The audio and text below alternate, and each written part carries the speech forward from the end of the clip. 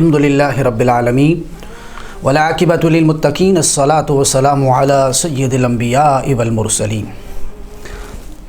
سامعین عالی وقار، سامعین پرتمکین ایس ٹی وی دیکھنے والے تمام ناظرین کو، سامعین کو محبت و برا سلام۔ آج ہم آپ کی خدمت میں حاضر ہوئے ہیں ایک مقدس اور بابرکت اور رزق میں ترقی کا باعث جو وظیفہ ہے اس کے ساتھ۔ آج کا اسم مبارک ہے اسم رزاق۔ رزاق کا مطلب یہ ہے کہ ان حیوانات کو پیدا کرنے والا جو محتاج رزق ہیں اور ان تک رزق کے فوائد پہنچانے والے کو رزاق کہتے ہیں۔ اللہ وہ پاک ذات ہے جو ہر مرزوق کا رازق ہے اور ہر محتاج غذا اور ہر محتاج رزق کا رازق حقیقی ہے۔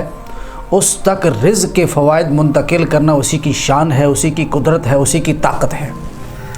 اسم رزاق جو ہے یہ اللہ سبحانہ و تعالیٰ کا اسم جمالی ہے اور اس کے عدد جو ہیں 308 ہیں۔ جو شخص ترقی رزق کے لیے اور تنگی معیشت کو خوشحالی میں اور وسعت معیشت میں بدلنا چاہتا ہے تو اس کو چاہیے کہ اپنے گھر کے چاروں کونوں میں 10 مرتبہ یا رزاقو کا ورد کرے اور اس کا معمول بنا لے۔ اللہ سبحانہ و تعالیٰ اس کو رزق کی فراوانی اور رزق کی کشادگی اور رزق کی ترقی عطا فرمائے گا۔ طریقہ عمل یہ ہے کہ مکان کے دائیں کونے سے شروع کرنا ہے اور بائیں کونے تک جو ہے یہ 10 دفعہ پڑھنا ہے یا رزاقو۔ اور دوسری بات یہ ہے کہ جو شخص یہ چاہتا ہے کہ میرے دل کو اللہ سبحانہ و تعالیٰ استقامت عطا فرمائے، دل میرا ٹیڑھا نہ ہو، میرا قلب سلیم بن جائے اور میرے دل کو نور ہدایت مل جائے، تو وہ نماز پنجگانہ میں جو ہے فرض نماز کی ادائیگی کے بعد 11 مرتبہ یہ عمل کرے، یا اللہ یا رحمانو یا رحیمو دل مارا کن مستقیم بحق ایاک نعبد و ایاک نستعین۔ اور جو شخص یہ چاہتا ہے کہ اس کے دل میں وسوسے، شک و شبہات اور برے خیالات آتے ہیں تو برے خیالات اور وساوس جو ہے اس کے ازالے کے لیے یہ آیت پڑھا کرے، هو الاول والآخر والظاہر والباطن وهو بكل شيء علیم۔ اس آیت کے ورد سے جو ہے دل میں آنے والے وسوسے جو ہے وہ رک جائیں گے، بند ہو جائیں گے۔ اور اسی طرح سورہ الصافات کی آیت وحفظا من كل شیطان مارد، اس آیت کو سورہ صافات کے پہلے صفحے پر یہ آیت لکھی ہوئی ہے، 4 یا 5ویں آیت ہے، اس کو دیکھ لیں۔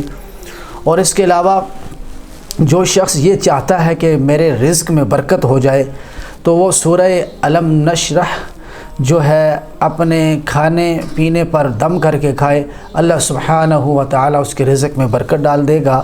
اور جو شخص یہ چاہتا ہے کہ وہ دشمن کے شر سے محفوظ رہے اور شر دشمن سے اسے پناہ مل جائے تو وہ یہ وظیفہ نماز کے بعد 21 مرتبہ کیا کرے، واللہ یعصمک من الناس۔ اللہ سبحانہ و تعالیٰ کے ذکر میں یہ پاور ہے، یہ طاقت ہے۔ جو شخص اللہ کا نام لیتا ہے اسے تسکین کی دولت بھی ملتی ہے اور اس کے ساتھ ساتھ جو ہے اس کو اللہ تعالیٰ شریر مخلوق کی شر سے پناہ بھی عطا کرتا ہے۔ اللہ کا ذکر اور اللہ کا نام ایک مضبوط قلعہ ہے، جو بندہ اللہ کا نام لیتا ہے وہ مضبوط حصار کے اندر آ جاتا ہے، اور وہ حصار کیا ہے؟ اللہ کی پناہ ہے۔ دیکھتے رہیے ایس ٹی وی۔